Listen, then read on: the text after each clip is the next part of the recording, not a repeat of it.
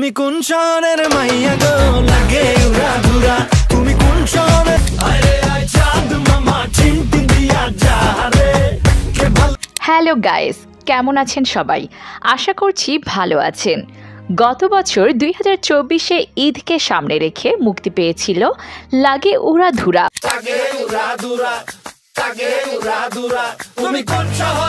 আর এবছর 2025-এ ঈদকে সামনে রেখে মুক্তি পেল চাঁদ মামা।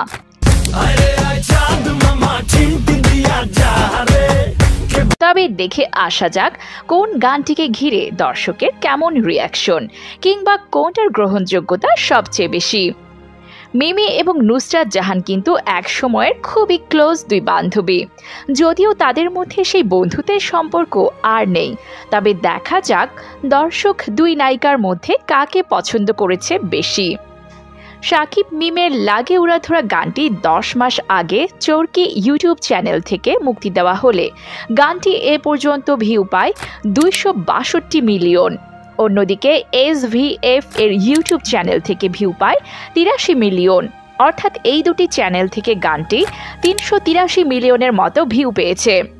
অন্যদিকে চাঁদ মামা গানটি মুক্তি পেয়েছে সুপারস্টার শাকিব খানের জন্মদিনের দিন, অর্থাৎ 28শে মার্চ। চাঁদ মামা গানের টিজার নিয়ে মানুষের যত উৎসাহ ছিল, গানটাকে ঘিরে ততখানি রয়েছে মিশ্র প্রতিক্রিয়া। অনেকের কাছে গানটা অনেক ভালো লাগলেও আবার অনেকের কাছে মনে হয়েছে গানের লিরিকগুলো যদি আরও সহজ করা হতো তাহলে ম্যাসিভ অডিয়েন্সের কাছে পৌঁছে যেত গানটি। কারণ গানের ভাষা যত সহজ সরল, সেই গান দর্শক গ্রহণ করে তত বেশি। তবে যাই হোক, গানটা যে সিনেমা হলে একটা ঈদের ভাইব তৈরি করেছে তা আর বলা লাগে না। সেই সঙ্গে গানটি ইউটিউবে 100 মিলিয়ন ভিউ ক্রস করাও প্রবল সম্ভাবনা রয়েছে। তো এই ছিল আজকের ভিডিওতে। আপনার প্রিয় গান কোনটি?